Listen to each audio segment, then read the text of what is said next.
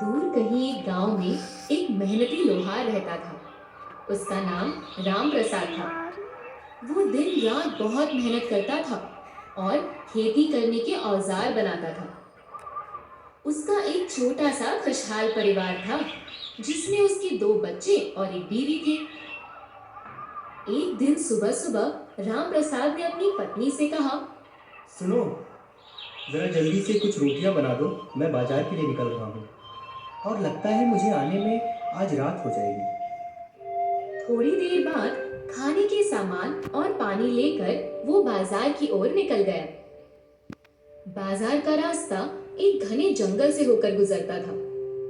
कुछ दूर जाने के बाद राम प्रसाद ने देखा कि एक बूढ़ा आदमी भगवान का नाम जप रहा था और जोर जोर से हंस भी रहा था। वो उनके पास गया और बोला। बाबा जी, क्या बात है? आप इतना क्यों हंस रहे हो? तब बाबा ने बोला। अरे बेटा राम प्रसाद, आओ, मैं तुम्हारा ही इंतजार कर रहा था। राम प्रसाद चौंक जाता है। बाबा जी कहते हैं। राम प्रसाद, क्या तुम अपने खाने में से थोड़ा सा खाना मुझे खिला सकते हो? मुझे बहुत भूख लगी है।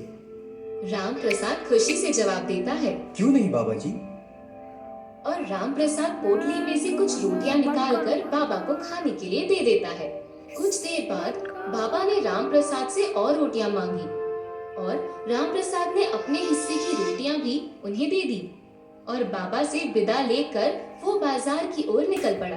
कुछ दूर जाने के बाद बाबा ने पीछे से आवाज दी। राम प्रसाद, ओ राम प्रसाद, तुमने तो सारी रोटियां मुझे खिला दी। अब तुम क्या खाओगे? राम प्रसाद ने जवाब दिया। बाबा जी, आप मेरी फिक्र मत करिए। मैं बाजार की ओर ही जा रहा हूँ। मैं वहाँ किसी दुकान से खा पीकर अपना पेट भर सकता हूँ। आप बिल्कुल निश्चिंत रहिए। राम प्रसाद की ऐसी बात सुनकर बाबा जी खुश हो जाते हैं और राम प्रसाद को एक हथौड़ा देते हैं और कहते हैं। ये लो, ये तुम्हारे बहुत काम आएगा और ये तुम्हारी बहुत मदद भी करेगा। ये देखकर राम प्रसाद चौंक जाता है और पूछता है। इस हथौड़े को आप मुझे क्यों दे रहे हैं बाबा जी? बाबा जी कहते हैं। क्योंकि बेटा, तुमने मुझ जैसे फकीर पर दया दिखाकर और अपना खाना देकर एक अच्छे इंसान होने का परिचय दिया है। और ये हथौड़ा कोई मामूली हथौड़ा नहीं है। ये एक बहुत ही चमत्कारी चीज है। इसे मुझे मेरे गुरुजी ने दिया था और अब ये मैं तुम्हें दे रहा हूँ। कभी भी इसका गलत इस्तेमाल मत करना और इसे कभी किसी गलत हाथों में मत पड़ने देना। ये कहकर बाबा जी अचानक गायब हो जाते हैं। ये सब देखकर राम प्रसाद वो हथौड़ा लेकर बाजार की ओर निकल पड़ता है। दूसरे दिन से राम प्रसाद हथौड़ा लेकर अपनी दुकान में काम करने लगा।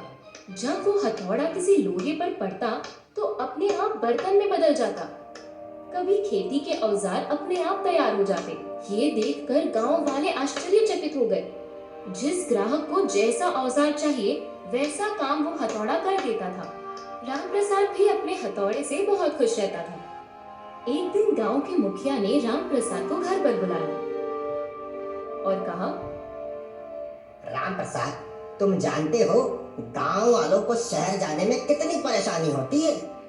2 दिन लग जाते हैं। तुम्हारे पास जो जादुई हथौड़ा है, क्या तुम उससे उस पहाड़ को तोड़ने में हमारी मदद कर सकते हो और गांव की खुशहाली क्या ला सकते हो? राम प्रसाद कहता है।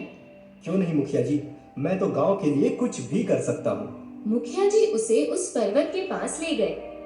राम प्रसाद ने अपने जादुई हथौड़े को आदेश दिया। हे जादुई हथौड़े, जाओ और उस पर्वत के छोटे छोटे टुकड़े कर दो। हथौड़ा वहां से उड़ता है और देखते ही देखते पहाड़ को कुरेद डालता है। जल्दी ही गांव के लोगों ने उस जगह पर पानी और मिट्टी डालकर एक सुंदर रास्ता तैयार कर दिया। मुखिया जी ने राम प्रसाद को शाबाशी देते हुए कहा। आज तुम्हारी वजह से यह मुश्किल काम सफल हो गया। पूरे गांव को तुम पर नाज है। घर आकर राम प्रसाद के मन में एक बात आती है। वो सोचता है। पहली बात तो ये है कि मेहनत का काम तो हथौड़े ने किया और दूसरी बात ये है कि नई सड़क का जो लाभ होगा वो पूरे गांव वालों को मिले, तो फिर इसमें मेरा क्या फायदा है? हताश होके वो दोबारा जंगल की ओर प्रस्थान करता है। थोड़ी दूर चलने के बाद राम प्रसाद को फिर से वो बूढ़ा आदमी वहीं मिलता है। राम प्रसाद उस बूढ़े आदमी को अपनी पूरी कहानी बताता है। कहानी सुनकर बूढ़ा आदमी राम प्रसाद को हथौड़े की वास्तविकता समझाते हुए कहता है, हथौड़े का प्रयोग बल से नहीं बुद्धि से होता है। वो राम प्रसाद को समझाता है कि हथौड़े के एक नहीं अनेक काम और फायदे हैं। इसके बाद से राम प्रसाद समझता है कि उसका उपयोग कैसे करना है। वो अपने हथौड़े का उपयोग सिर्फ खेती के औजार नहीं बल्कि अलग अलग चीजें बनाने में और तोड़ने में करने लगा। और बर्तन बनाने आदि काम करते करते देखते ही देखते राम प्रसाद एक अमीर आदमी बन गया और उसका अपना सपना पूरा हो गया। तो बच्चों, आज हमने क्या सीखा? हमारे पास जो चीजें होती हैं उसका मोल हमें पहचानना चाहिए।